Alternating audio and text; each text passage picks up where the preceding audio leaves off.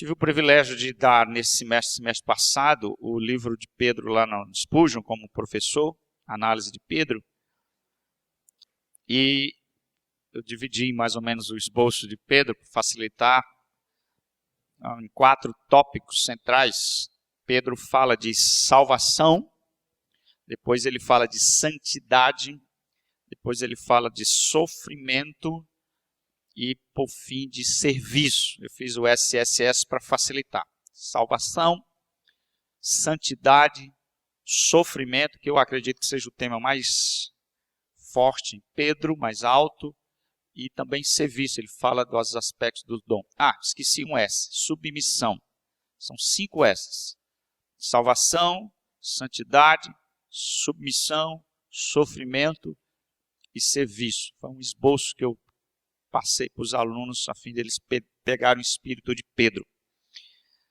E um assunto, né, que está entranhado em Pedro é a ideia de desenvolver, de crescer na graça, no conhecimento. Esse tema ele retoma na segunda epístola dele, crescer na graça e no conhecimento. Então, eu pensei ainda nesse espírito do ano que se inicia, né? Há toda uma empolgação ainda muito forte. Obviamente isso vai se arrefecer lá, os tempos vão passando e esse espírito que nos desafia ao novo na virada do ano. Eu ainda quero aproveitar essa onda para tentar impulsionar, né, catapultar você para fazer resoluções mais fortes nesse ano. E um desafio que eu quero passar ainda em janeiro é sobre crescimento espiritual, sobre a necessidade de crescer. A vida cristã é dinâmica, todas as figuras que tentam retratar, as metáforas que tentam reproduzir a vida cristã, essa vida que a gente está vivendo depois da conversão, elas são simples dinâmicas, nunca são estáticas, são sempre dinâmicas, é um corredor, né? Paulo diz, corro, é um soldado, e até mesmo a pedra aqui, você vai ver que, né, embora seja algo estático, ele vai paradoxalmente dizer, essa pedra vive. Então, eu queria hoje, com a minha amada igreja, dar algumas diretrizes, conselhos que não são meus, da palavra. Então, submeta-se a ela, se encurve a ela, porque é a palavra do Senhor. E são orientações, diretrizes, balizas do apóstolo Pedro para crescermos espiritualmente. Tudo que é vivo tem que crescer, irmãos. É da natureza biológica, né? A vida ela se desenvolve. Não é um antagonismo a ideia de vida-morte. Vida não é algo estagnado. A vida cristã não é algo parado, estagnado. Eu tenho dito sempre que toda vez que você não cresce, você decai. Não existe, pastor, eu estou aqui na minha vida cristã. Não existe isso. Ou você está ascendendo ou descendendo. Não existe, eu estou parado. Eu não cresço mais espiritualmente, mas também não desço. Não. Se você não está crescendo, você está caindo. Você está num processo de queda. Então, eu queria hoje desafiar, eu nem sei se todo o conteúdo da mensagem vai ser possível passar, mas eu queria hoje passar aqui algumas diretrizes que eu diria fundamentais para nós crescermos mais no ano de 2014, crescermos espiritualmente. Gostaria de passar essas orientações aqui provindas da palavra. A primeira que eu tiro do versículo 1 é essa: despoje-se do pecado, livre-se do pecado. Se você quer crescer, se você quer desenvolver espiritualmente, se você quer ter uma vida cristã progressiva, um ponto sine qua non, fundamental, ímpar, inegociável, é você lidar com a natureza do pecado. Pedro não erra ao começar o seu conselho para a sua igreja, lá o pessoal da Ásia, Bitínia, Ponto, Capadócia, sobre crescimento espiritual. ao tratar dessa questão da dinâmica aterradora, terrível do pecado. Versículo 1, ele diz: despojando-vos, portanto, de toda maldade e dolo, de hipocrisias e inveja, de toda sorte de maledicência. O despojando aí está não numa forma imperativa, mas quase é um imperativo. O imperativo vai ser antes crescei, né? Então esse verbo está subjugado, subordinado ao imperativo que vem depois. Mas ele tem uma força muito grande aqui nesse ensinamento de crescimento espiritual. O crescimento espiritual tem que lidar com as rupturas de pecado. Não é possível crescermos sem nós vencermos e livrar-nos desse peso terrível que muitas vezes está agregado à nossa vida, está amarrando a nossa vida, está como um obstáculo, um peso. Lembro a frase de Hebreus, capítulo 12, quando o autor fala da corrida, e ele diz que nós devíamos nos desembaraçar de todo o peso e de todo o pecado que tenazmente nos assedia. E Pedro faz eco a essa ideia, reproduz esse pensamento de Hebreus e nos chama a atenção de lidarmos com o pecado. Vivemos antes de Cristo uma vida onde o pecado era o Senhor da nossa vida. Romanos capítulo 6 vai falar desse contraste, onde o pecado é o Senhor e agora a gente renunciou esse senhorio e agora Cristo é o Senhor. Considerai-vos mortos para o pecado, Paulo vai dizer em Romanos 6. Portanto, antes da vida de Cristo, antes de Cristo, o pecado é que mandava, reinava, dava as cartas e nós fazíamos a vontade da carne, fazíamos a vontade dos nossas paixões, vivíamos segundo os nossos desejos. Mas no dia que encontramos Jesus como Senhor e declaramos que Ele é o Senhor, nós quebramos o reino do pecado, o senhorio do pecado, nós quebramos essa corrente. E aí, a partir de agora, estabelecemos um outro Senhor na nossa vida, que é Jesus Cristo. E para isso acontecer, obviamente, nós cantamos hoje, um preço altíssimo foi pago. Jesus pagou um preço para nos resgatar dessa condição de que nós éramos escravos do pecado. Portanto, sendo novas criaturas, nós temos que romper com estilos de vidas e práticas pecaminosas que muitas vezes nós vivemos a paquerá-las, assediá-las, ou elas nos assediam.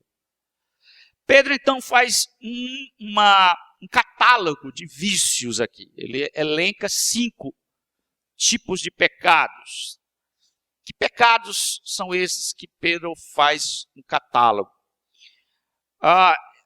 Examinando a natureza de cada um, a semântica, a etimologia de cada um, o conteúdo de cada um, a gente percebe que há um fio condutor que amarra esses 5 pecados. Há um elemento que os estabelece como um conjunto, um padrão. São pecados de natureza sociais. São pecados de naturezas de relacionamento. Diz respeito à nossa maneira de nos lidar com o outro, principalmente dentro da igreja, do corpo de Cristo. Às vezes o pecado tem várias dinâmicas. É claro que quando eu digo que o pecado tem uma natureza horizontal, sociológica, de relacionamento, eu não estou dizendo que quando você comete um pecado desse, você não está verticalmente ofendendo a Deus. Há pecados que têm sua natureza apenas vertical, você está ofendendo a Deus. Mas quando você comete um pecado desse, ele tem essa dupla natureza. Você ofende a Deus, porque todo pecado é uma ofensa contra Deus. Mas esses pecados aqui alistados também ofendem o próximo. Vai contra o irmão. E Paulo, então, Pedro abordando essa dimensão social, horizontal dos nossos relacionamentos, fala de 5 pecados. Eu vou apenas pinçá-los, não aprofundar nele. Ele começa com maldade. Ele diz, toda maldade. Alguns dizem que maldade é o que sintetiza os 4, que ele lista depois. Mas a ideia de maldade aqui é desejar o mal. É provocar o sofrimento. é causar de uma forma direta a dor no próximo. Isso que é maldade. Aí essa é a ideia que Pedro está aqui dizendo. Livre-se, despoje de toda a maldade, que é a maldade direta, pessoal, que fere o outro, que atinge o outro. Outra palavra que Pedro usa é dolo. Essa palavra foi tomada pelos juristas, né? A gente usa muito essa expressão dolo no campo do direito, mas ela não tem origem, né? Não está ligada necessariamente no grego a essa ideia. Dolo aqui é o espírito traiçoeiro. Dolo aqui é a ideia de você usar meios terríveis para tirar alguma vantagem. É o homem que tem motivação suja. Um autor fez a comparação, o contraste, disse que maldade, a primeira, é a intenção direta de fazer o mal. E o dolo é a intenção de fazer o mal dissimulado. É você fazer o mal na surdina. Você prejudicar o outro pelas costas. Dolo é uma perversão da maldade, só que é uma maldade mascarada. Então, maldade é o sofrimento descarado. E a maldade e o dolo é aquela intenção de fazer o mal de uma forma dissimulada. Outra, ou ainda nesse catálogo de vícios, a outra palavra é hipocrisia. Também diz respeito aos nossos relacionamentos. A palavra não é incomum, é o ator, é o fingido, é o falso, é o mascarado, é o que veste o capuz, é o que se esconde, é o que busca o aplauso, o holofote, fingindo ser o que não é. Então, Jesus abordou muito isso, a hipocrisia no meio farisaico, no meio religioso. Infelizmente, a religiosidade é um campo fértil para hipócritas. No meio da religiosidade é que se manifesta muita hipocrisia. A religião é uma tentação para a hipocrisia. É uma tentação para a gente ser o que a gente não é. Passar uma imagem que não é a verdade de nós. Nós nos escondemos muitas vezes, nós somos mascarados. Então a hipocrisia é capaz de usar coisas lícitas para mostrar o que você não é. Jesus falou isso sobre pessoas que jejuavam, oravam e até davam esmola, mas eram hipócritas. A busca de aplauso. Outro pecado ainda é inveja. Inveja é o sentimento mesquinho de querer ocupar o lugar do outro. Olha que coisa terrível, né? O desejo de estar no lugar do outro. Alguém falou que é a tristeza pelo sucesso da outra pessoa. Quando você vê o outro se dando bem, você se morde. William Barclay diz que não há teste maior para o caráter de um homem do que a reação dele diante do sucesso de um amigo. Você vê alguém se dando bem, você olha a cara dele. Se o cara está festejando, está celebrando, ele é amigo. Se lá no coração dele está alguma coisa do tipo do Caim, lá, né, que teve inveja sórdida do seu irmão. Inveja, amados, deixa eu lhe dizer aqui, bem ser sincero, eu sou tentado pela inveja, e vou logo me desmascarar aqui, né? E eu acredito que muitos de nós também. Não subestimamos o poder da inveja. A inveja se manifesta no nosso coração. Os apóstolos viviam tentados pela inveja. Tentados. Na ceia do Senhor, antes da morte de Cristo, eles ainda estavam com inveja. Então a inveja é algo terrível, é desejar o que o outro é ou desejar o que o outro tem. E a última palavra desse catálogo é maledicência, que é falar mal. É falar mal de preferência pelas costas, né? É aquele calúnia, difamação. Desrespeito ao falatório maldoso, é o veneno que é lançado da nossa boca. A maledicência, dizer males. Não é apenas desejar o mal, mas é afligir o mal com a nossa língua. Uma das coisas que Deus abomina em Provérbios 6 é esse tipo de pecado. Fazendo algumas inferências, algumas aplicações nesse primeiro ponto, antes de passar para o segundo, eu queria colocar aqui algumas aplicações. Primeiro, o pecado nunca vem só. Você anotou isso? Eu fiquei pensando sobre essa primeira ideia que veio quando eu estudei meu coração. O pecado é uma desgraça, ele sempre vem mal acompanhado. A companhia dele é terrível. Se vem um, vem outro. Um abismo chama outro abismo. Quando você notar os catálogos de pecados que são citados, principalmente no Novo Testamento, e Provérbios também cita, todos eles é uma turma da pesada. Em Romanos capítulo 1, Paulo elenca lá um bocado de pecado, desobediente aos pais, pérfidos, de sorda ganância. 1 Timóteo capítulo, acho que é 2 ou é 3, 2 Timóteo, os homens nos últimos dias serão egoístas, amantes de si mesmos. Só pode notar lá, são 18 pecados. As obras da carne tão conhecidas, Gálatas capítulo 5, as obras da carne são conhecidas e são prostituição, impureza, lascívia, paixão, inveja, porfia, ciúme. Pode notar, toda vez que os pecados são elencados, vem em penca. Vem num cacho. Então nunca vem só. Então quando nós muitas vezes somos tentados por um pecado, muitas vezes não é só um pecado. Muitas vezes tem alguma outra coisa lá. Cave mais fundo. Muitas vezes a manifestação de uma natureza pecaminosa, de um pecado específico, ele não vem só. Quando vem, vem de ruma. Quando ele se manifesta numa potência grandiosa. Essa é uma característica que eu percebo aqui no texto e em todas as vezes que o pecado é alistado. Quando Jesus falou, disse, olha, o que contamina o homem não é o que sai, não é o que entra, mas o que sai. Ele novamente alistou adultério, homicídio. Ele foi dizendo um bocado de coisa que o coração fabrica de pecado. Portanto, essa é uma característica do pecado. O pecado nunca vem só.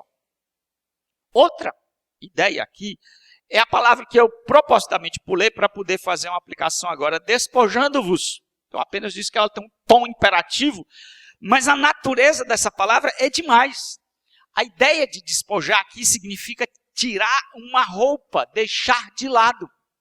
Isso nos dá uma ideia do que Pedro está chamando a atenção para a gente lidar com o pecado. Ou seja, nós temos que tomar uma atitude para com o pecado. O pecado é algo que nos suja, que nos deixa feio, que nos emporcalha. Veja bem aqui, amados. A ideia aqui é que algo está sujo e que precisa ser rejeitado. E a força aqui do verbo é uma atitude, o auristo aqui dá a ideia de uma atitude. Eu penso que é assim que a gente tem que trabalhar com o pecado. O pecado nunca pode ser trabalhado como se fosse algo assim, bom, eu vou ver como é que eu faço. Ou você parte para cima dele, ou ele lhe mata. John Owen dizia assim, mate o pecado, senão ele mata você. Por isso que a ideia aqui é de uma atitude. Jesus falou sobre isso, da dinâmica do pecado. Se teu olho direito faz tu pensar, arranca. Tem que ser radical, precisa, cirúrgica. Então aqui é essa ideia. Santidade, portanto, diz respeito a uma mudança da nossa natureza. E isso não é passivo. Não é passivo. Essa santidade passiva, sabe, não existe. Aqui é a ideia de uma briga, de uma decisão resoluta. Por fim, uma outra aplicação, devemos reconhecer a natureza terrível que ainda está em nós. Amados, nós temos ainda essa natureza caída que ainda manifesta-se desgraçadamente.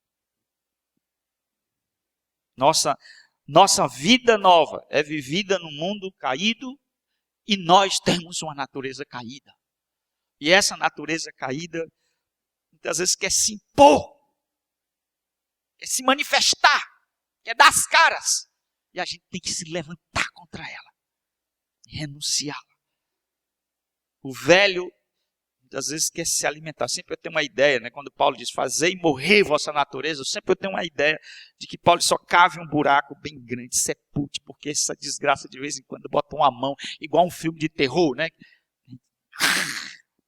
De vez em quando essa velha natureza do Luiz Caído levanta como um monstro terrível. E sou eu? É eu. Sou eu. Porque em mim habita o mal. Portanto, nós não temos que brincar com isso. Vivemos no mundo caído, ainda vivemos com essa natureza. O mundo alimenta isso. A gente liga a televisão, o mundo está alimentando a nossa velha natureza. A gente sai em qualquer lugar, só não é alimentado aqui, né? Eu espero. Mas dia a dia, a nossa natureza é convidada a ser excitada, despertada. E a gente tem que estar lidando com essas paixões terríveis que nos assolam. O santo sofre. Sempre eu digo isso. O santo sofre porque, ao ver a manifestação desses dolosos, ele deve se arrepender, ele deve quebrantar o seu coração, ele deve chorar por isso. Ele não deve deixar isso reinar na sua vida. Portanto, não há como crescermos sem deixarmos para trás o domínio do pecado em nossa vida. E isso é importante. No entanto, nós não podemos pensar em vida cristã apenas como negação. Não. A gente não pode apenas tornar negativa a vida cristã. Vida cristã o que é? Não é não falar mal do próximo, não é desejar mal, não é praticar o dolo, não é ser hipócrita, não é ter inveja. Não, vida cristã não é isso, mas também não é só isso. A vida cristã é isso. Tem esse elemento negativo. Mas não apenas negativa. A vida cristã é positiva. Aliás, é isso que é a dinâmica da vida cristã. Não é apenas deixar de fazer o mal. Não é apenas deixar de alimentar a velha natureza. A vida cristã consiste em alimentar-se da palavra. Então não há nenhuma possibilidade, queridos. Quem é cristão aqui, de crescimento espiritual, sem esse segundo conselho de Pedro, que ele diz... Versículo 2, 1 Pedro 2 e 2. Desejai ardentemente, como crianças recém-nascidas, o genuíno leite espiritual. Não há como crescer sem a palavra. Pedro, portanto, deixa, né, a parte do despojar e do abandonar para o desejar. Não apenas despoje, mas deseje. Crescer espiritualmente não é apenas evitar, implica em alimentar. Não é apenas despojar-se do velho, é alimentar-se do novo. Não há como crescer sem esse princípio. Não há crescimento sem alimentação, né, amados? Isso não é um fato biologicamente provado. Não há como crescer sem alimentar-se, sem saborear. Pedro, pegando essa figura tão clara, tão notória na vida, na vivência humana, ele nos traz para fazer uma metáfora do crescimento espiritual. Não há como crescimento sem alimentação. Falta de apetite mata mais do que uma má alimentação. Ou, falta de apetite mata e má alimentação também mata. É isso? Corrigindo aqui o meu pensamento. Falta de apetite mata e má alimentação também mata. Pedro, então, compara-nos como criança recém-nascida. Eu sempre achava, muitas vezes fiz inferências, achando que Pedro estava falando de novo convertido. Desejar como criança recém-nascida. Não é isso, irmão. Não é isso. É claro que essa figura, criança recém-nascida, pode ser aplicada ao novo convertido. De fato, ele é um recém-nascido. Mas não é isso que Pedro está tratando aqui de novo convertido. Está falando de nós, de todos nós. De todos nós. E nós somos comparados como uma criança recém-nascida. Não no sentido aqui de entendimento, de intelectualidade, de cognição. Mas de atitude que aquela criança manifesta quando nasce. Ou seja, como criança devemos ansiar, desejar ardentemente para o verdadeiro cristão. Uma das coisas fundamentais é essa atitude de desejo. Isso é um sinal, amados, que eu vibro quando eu vejo no coração de uns irmãos. Uma fome pela palavra. um anseio, um desejo ardente, como Pedro fala aqui. Intenso, descontrolado. Quem é pai ou mãe já sabe, conhece muito bem de perto essa experiência. Quando o menino chora, não adianta, não está com fome, não adianta consolo, não adianta água, não adianta nada. O que resolve é leite, o que resolve é comida de boa qualidade. Qual é esse objeto desse desejo? Pedro vai dizer aí, desejai ardentemente como criança o genuíno leite espiritual. É uma discussão para definir o que é genuíno leite espiritual, mas eu me submeto aqui a uma explicação que eu vi num comentário, de que leite espiritual, esse adjetivo, diz respeito ao que Pedro já dissera no texto anterior. Vamos dar uma olhadinha. 1 Pedro 1:23. Tem a mesma ideia. 1:23. 1 Pedro 1:23 diz: pois fostes regenerados não de semente corruptível, mas de incorruptível mediante a palavra de Deus, ao qual vive e é permanente. Portanto, Pedro, boa parte dos comentaristas, e eu aceito essa interpretação, aponta genuíno leite espiritual como uma referência referente antecedor, e o radical é mesmo da palavra logos, que é palavra, que é a palavra que gerou. Ou seja, o que é que Pedro está dizendo? A palavra que gerou você, 1:23, a palavra que trouxe vida, mediante o poder da palavra, você veio a viver, você nasceu pelo poder da palavra. Pois essa palavra, ela não é apenas aquela que gera a vida, é aquela que mantém a vida, que sustenta a vida. Ela não apenas proporciona o ímpio se tornar cristão, ou seja, regenera o morto, mas ela alimenta o que está vivo. Por isso que Pedro faz essa referência aí, a ideia de que nós devemos continuar sugando, desejando a palavra. Portanto, amados, não tem perigo, não se engane, não há nenhuma possibilidade, olhe para mim, nenhuma possibilidade de crescimento sem a palavra. Não se engane. Nós estamos numa oportunidade muito boa de iniciarmos o ano entusiasmados para virmos à escola dominical, a lermos a leitura do ano, a procurarmos boas conferências, a lermos bons livros, a buscar estudar e compreender as Escrituras, a buscar entender as Escrituras na igreja, enfim, nós não podemos brincar com isso, porque se nós desejamos crescer, não há crescimento sem as Escrituras. Essa palavra, esse leite, ele tem duas características. Pedro diz, ele é genuíno, então eu penso aqui que tem um leite falso, né? Um leite falso por aí, e é verdade. Eu disse que a falta de apetite faz mal e uma má alimentação faz mal. Então, quando Pedro fala assim, o genuíno, porque existe um pirata por aí. Existe um leite falsificado. Então, tenha cuidado com que você vai se alimentar. Com que tipo de alimentação você está tendo. Há um leite fraudulento. Mas a palavra de Deus, ela é pura. E outra característica da palavra, ela é espiritual, em contraste do que é material. Portanto, nós não temos como crescer sem a palavra. O propósito da alimentação é colocado logo após, diz assim, desejar ardentemente o genuíno leite espiritual, para que por ele vos seja dado crescimento para a salvação. Então veja que deseje, e eu acredito que desejar é uma resposta natural de um crente novo convertido, naturalmente, mas de todo crente verdadeiramente vai desejar, e depois alimente-se, porque o resultado dessa alimentação espiritual é crescimento.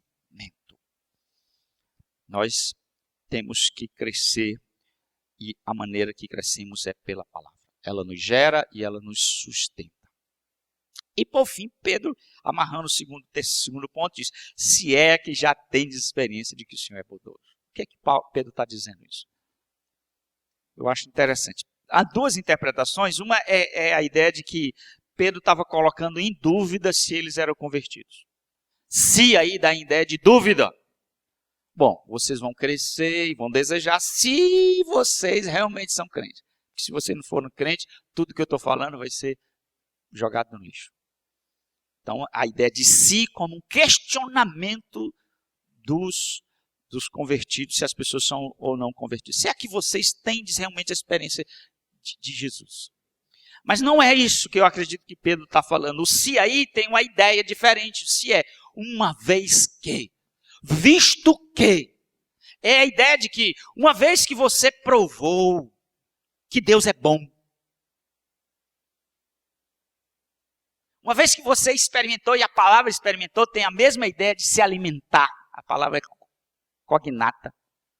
Você provou, teve a experiência da bondade de Deus. Com água na boca, aí meu amigo, você não vai ter como recusar a se alimentar. Ou seja, aquele que teve uma experiência da bondade de Deus e viu que Deus é bom e é misericordioso, provai e vede que o Senhor é bom. Esse que passou por essa experiência da bondade, da graça soberana, maravilhosa, que foi demonstrada na cruz, ele provou, ele experimentou a bondade de Deus. Esse tem que continuar tendo fome de Deus. Ele tem que ter esse desejo constante. Eu estou com uma mania agora de açaí, né? Alguém vai gostar aqui. Né, Jefferson? Gostei de açaí. Teve uma mania do sushi. Há uns anos atrás era sushi direto. A gente prova uma vez. Aí o cara fica com desejo. Quando fala açaí, as glândulas salivares começam a... Não é verdade? Aí alguém já está assim. Né? Quem gosta de açaí aí. Olha, então é assim. Você provou Deus. Você experimentou Ele, da bondade dEle. Deus é bom. Agora você está com fome dEle. Vocês têm desejo de conhecê-lo mais. Portanto, a base para o crescimento é a experiência maravilhosa da bondade de Deus para conosco. Amém, amados? Se você quer crescer, olhe, Deus foi bom para você. Deus foi bom. O fundamento de toda experiência da vida de desenvolvimento cristã é a cruz, é a graça soberana, maravilhosa, demonstrada em Cristo. Provamos da palavra, provamos do Senhor, degustamos, o Senhor é bom e queremos mais e ser nutridos por Ele. Terceira regra ou princípio para crescermos, não apenas despojar, não apenas, mas nos achegar a Cristo. Olha o que ele diz no versículo 4, chegando-vos para Ele, a pedra que vive, rejeitada sim pelos homens, mas para com Deus eleita e preciosa. Pedro então muda aqui de uma metáfora, ele está falando da criança, do leite, e aí ele radicalmente altera a metáfora e passa para a pedra. Ele diz, chegando-vos para Ele, e aí Ele é Cristo, a pedra que vive rejeitada sim pelos homens, mas para com Deus eleita e preciosa. Então, vamos pensar aqui rapidamente nesse texto, um pouco mais sobre esse pensamento. Primeiro, Pedro diz que Jesus é a pedra. E aí, interessante, não sei se tem algum amigo aqui católico, romano, que conhece, né, o catolicismo, conhece o catecismo católico, conhece as doutrinas católicas, os dogmas. Talvez você foi instruído, ensinado, né, que Pedro é a pedra. Né? Tu és a pedra, Jesus dizendo a Simão. E sobre esta pedra edificarei a minha igreja. Então, é um princípio doutrinário, um dogma católico, a sucessão apostólica, em que Pedro é o primeiro papa, a primeira pedra, e os demais papas são sucessores de Pedro, sendo Pedro o primeiro papa, bispo de Roma, primazia de Roma. Mas não tem fundamento, amados. Eu não vou discutir Mateus 16, não vou me tangenciar. Não é, Cristo não está dizendo que Pedro é a pedra, na minha opinião, mas a afirmação dele, a afirmação que ele dissera, tu és o Cristo, o Filho de Deus, essa afirmação é a rocha sobre a qual a igreja vai ser erguida. Mas aqui é interessante que o Pedro, que as pessoas dizem que ele é a pedra, está dizendo que quem é a pedra é Cristo. Olha que coisa interessante. O Pedro, na verdade, não diz que ele é a pedra. Na verdade, ele vai dizer que ele é uma pedra, sim. Mas ele não é a pedra angular, a pedra principal, o fundamento, o dono, a qual a igreja foi erguida é Cristo. A Bíblia diz em 1 Coríntios 13:11 que ninguém pode lançar outro fundamento ao qual já foi posto, que é Cristo. Então, primeira ideia que eu vejo aqui é que não há nenhuma possibilidade de desenvolver vida cristã sem esse fundamento. Não há. Se nós não estivermos edificados em Cristo, não tem como crescer. Ele é a pedra, o fundamento de toda edificação, de toda a igreja. Mas ele é uma pedra viva. Olha que coisa, um paradoxo. Pedra é coisa morta. Pedra é morta. Mas Pedro diz que essa pedra vive. É um paradoxo. Pedra não tem vida, mas essa aqui tem. Na verdade, ele é a vida. Em João 5, ele vai dizer sobre si, eu tenho vida em si mesmo. Já preguei em João 5, mas você se lembra que o tipo de vida que Deus tem não é o tipo de vida que nós temos. A vida nossa é derivada. A dele é absoluta. Deus não precisa de nada. A vida de Deus está em si mesmo. Nossa vida depende de Deus. Então ele é uma pedra viva, pode estar se referindo ao ser dele, de ter vida própria, de ser autoexistente, autossuficiente. Mas também pode estar referindo, e eu penso que tem uma colocação aqui, daquele que venceu a morte. Da pedra que foi morta, crucificada, mas que superou, subjugou a morte. Portanto, é uma pedra que está viva. Dele, portanto, emana toda a vida. Toda a vida. Toda espécie de vida. Não há nenhuma possibilidade de crescimento sem ele. Não há. Não há como crescer sem Cristo. O segredo do conhecimento, portanto, é Cristo.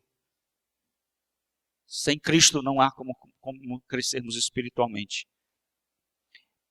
Ele é uma pedra viva, mas rejeitada, diz a Bíblia, pelos homens. Rejeitada. A ideia aqui que eu vi, amados, é interessante. É alguém que está fazendo uma construção e cavou o alicerce. E aí foi lhe dado um bocado de pedra para ele fazer o fundamento. Aí ele pega a pedra, olha, essa é boa. Aí joga no alicerce. Aí ele vai, analisa, essa é boa. Aí pega, isso não presta. Essa é a ideia que Pedro está dizendo. A pedra que os construtores rejeitaram. Eles viram Cristo, olharam. Então a ideia de que essa pedra viva é rejeitada. Ela foi considerada como sem valor. Sem nenhuma importância. E essa atitude não é apenas lá dos judeus, que rejeitaram a Cristo, mas é uma atitude ainda do homem. Todo ser humano que não tem Cristo como Senhor e Salvador, que não se converteu, ele despreza Cristo, ele rejeita. Senão eu vivo muito bem sem ele. Para que ele? Isso não tem valor para a minha vida. Então há essa atitude de desprezo, de rejeição.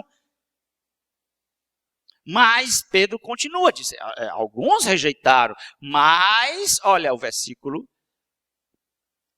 mas para com Deus é eleita e preciosa. Ela é uma pedra viva, ela é uma pedra viva. Ela é uma pedra viva que foi rejeitada pelos homens, mas ela é uma pedra viva que foi eleita e preciosa para com Deus. Olha a coisa interessante, amados, que eu vi. No versículo 4, Pedro diz que essa pedra é valiosa e eleita para Deus. No versículo 7, olha lá comigo. Para vós outros, portanto, os que credes, é a preciosidade, mas para os descrentes, a pedras que os construtores rejeitaram. O que eu vejo aqui?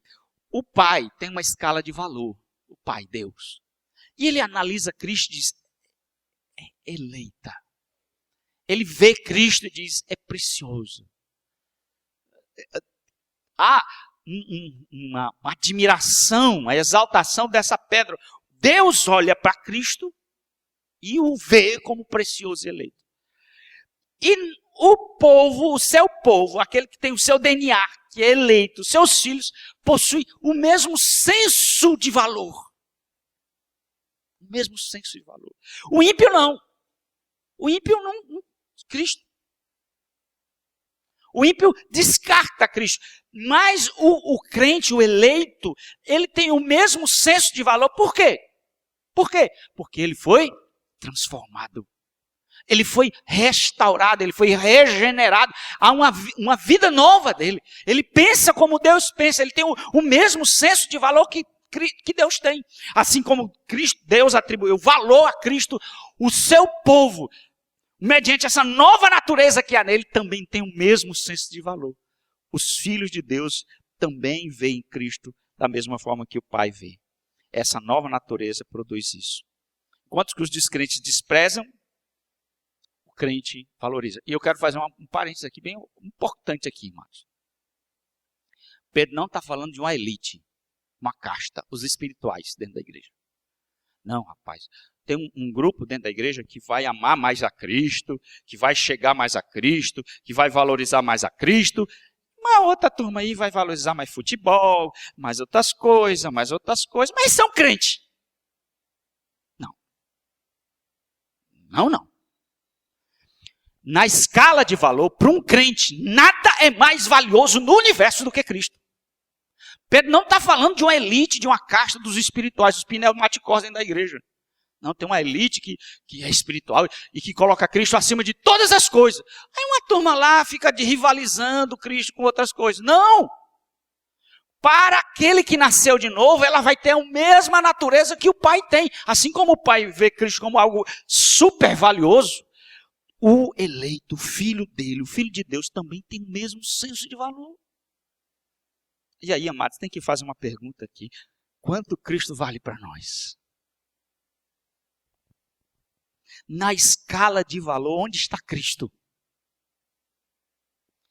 Jesus contou uma parábola, chamada Parábolas do Reino. Diz que um homem andava perambulando e chutou numa botija de ouro. Você já leu essa parábola? Já leu. A parábola do tesouro escondido. O que é que ele fez? Diante do senso de valor que aquele tesouro tinha, a Bíblia diz que ele vendeu tudo que tinha, tudo, ele renunciou tudo, ele não fez nem as contas. E a Bíblia diz que ele fez isso com alegria. Ele renunciou tudo. Eu vou deixar tudo por Cristo. Que desgraça, não. Ele fez isso com alegria. Porque Cristo era tudo, vale tudo. Cristo vale mais do que qualquer coisa, amados. Paulo disse que considera tudo refúgio por causa da sublimidade e da excelência do conhecimento de Cristo. Considera tudo como perda. Nada mais vale nesse universo do que Jesus. Eu fiquei pensando, meu Deus, ele vale mais do que minha filha Gladys? Sim. Vale mais. Eu vou falar da minha esposa, que tem uma irmã disse, pastor, você só fala da sua esposa, não vou falar da minha esposa hoje não. Vale mais do que meu filho Mateus. Vale mais do que tudo. Tudo. Ele vale mais do que sua saúde. Ele vale mais do que seu pai, que sua mãe. Ele vale mais do que sua faculdade. Ele vale mais do que seus amigos. Não há nada mais valioso do que nesse universo do que Cristo. Não há. Tê-lo é ter tudo. Não tem um Cristo e mais isso. Não. Não precisa. Cristo é tudo que você precisa. tudo. É por isso que não se pode conceber um crente insatisfeito. Ingratidão é algo que é desconexo com o espírito cristão. Porque se Cristo é tudo, a gente tem que estar dando graças e graças. Cristo é tudo. Jesus vale a pena. Eu não poderia ter paz com Deus sem Cristo. A minha vida só tem sentido por causa dele. Eu vivo num mundo absurdo, sem nexo, sem um quebra-cabeça, sem significado. Cristo dá sentido à minha existência. Dá senso de direção, significado para a minha existência. Por que que eu vivo? Eu vivo para Ele. Eu tenho um senso de direção. Eu tenho um propósito na minha vida. Eu não vivo no acaso. Eu vivo por causa de uma pessoa que me amou. Sem você, Jesus,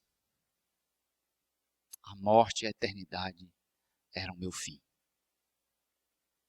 Sem Cristo, eu estaria indo para o inferno. Não há algo mais precioso do que Cristo. Por isso que Pedro diz, chegando-vos para Ele. Essa expressão chegando vai dar a ideia de que há uma necessidade de aproximar-se de Cristo, de ter comunhão. Se aproximar de Deus é algo terrível no Antigo Testamento. Mas tudo foi feito para poder fazer com que a gente se aproxime dele.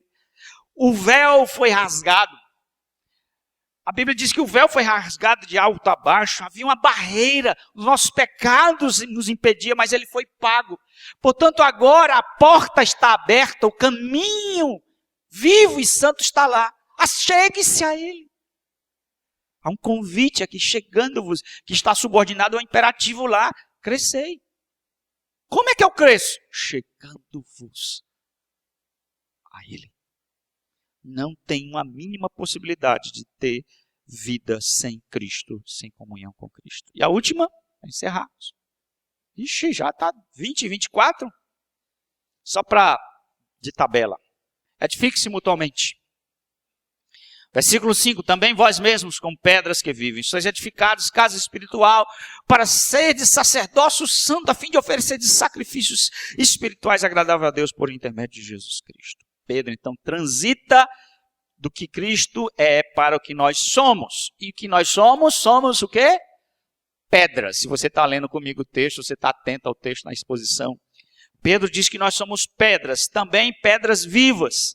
E aí eu acredito, amados, que eu percebi esse pensamento, que Pedro está falando de mutualidade, de corpo, de comunidade. Ou seja, não há como crescer sem igreja. Não há. Sem vida, sem koinonia, sem comunhão, sem relacionamento, sem corpo. Nós não somos um membro, não existe um membro que anda, um dedo não anda só. Pedro fala de pedras no plural. E aqui é uma metáfora de um edifício, onde Cristo é a pedra, mas nós somos esses tijolos que compõem esse edifício. Pedras vivas. Eu creio que Pedro está falando de comunidade. Cristão não é alguém independente. Cristão não pode viver isolado. Ou ele é louco ou ele é soberbo. Um cristão que vive a parte de igreja, a parte de comunhão, de relacionamento, de serviço, de vida. Ou ele é louco, um débil, ou ele é um arrogante que acha que não precisa de ninguém. Somos casa espiritual, morada de Deus. E a Bíblia diz que nós somos sacerdotes nesse templo. Eu já falei, né? Que nós somos sacerdotes e que nós devemos prestar sacrifícios espirituais. Pedro vai dizer isso. Nós somos sacerdócio a fim de oferecermos sacrifícios espirituais. Na ceia do Senhor, eu vou falar de 7 sacrifícios. E Pedro fala que nós somos os sacerdotes que sacrificam. A palavra aí, sois edificados, amados, é uma palavra que está no particípio presente, que significa uma atitude constante. Ou seja, é um processo que os crentes crescem em conjunto. Sois edificados. Olha que coisa interessante. Eu preciso do irmão para eu poder crescer. Eu preciso deixar o pecado. Eu preciso degustar a palavra. Eu preciso me achegar e ter comunhão com Cristo. Considerá-lo o ser mais valioso e precioso desse universo. Mas eu preciso do irmão. Sois edificados. Eu preciso do irmão para poder lidar com humildade, com sabedoria, amar, ser amado, servir. Eu preciso do irmão porque eu sou uma família. Não há como crescermos na graça desapegado de uma comunidade. Não tem a mínima possibilidade. Este é um poder que tem a família de Deus, de nos fortalecer, nos fazer crescer. Portanto, amados, eu vou concluir. A preciosidade de Cristo, para mim, é um motivo suficiente para eu romper o pecado. A preciosidade de Cristo, para mim, é motivo suficiente para me alimentar de sua palavra. A preciosidade de Cristo é motivo para eu me chegar a Ele. E a preciosidade de Cristo é motivo para eu me edificar com meus irmãos.